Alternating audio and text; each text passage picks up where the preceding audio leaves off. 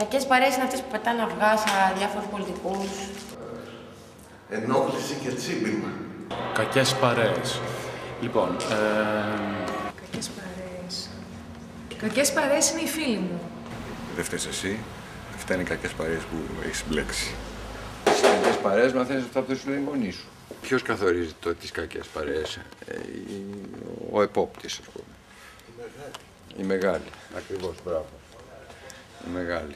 τα καλοκαίρια της εφηβείας γίνονται παρέες που δεν είναι από το σχολείο, που είναι από ανθρώπους που πηγαίνουν σε κοινά μέρη, που έρχονται όμως από αλλού και είναι κάτι αλλιώτικες παρέες και έρχεται ο Σεπτέμβρης και χάνονται. Κακές παρέες σε κάνουν να χάνεσαι. Με αυτούς που απαγορεύεται να είσαι, αλλά που περνάς καλά. Δηλαδή, αν έχεις κακές παρέες, κάνεις πράγματα που κανονικό δεν θα έκανες. Προσπαθώ να κόψω τις κακές παρέες.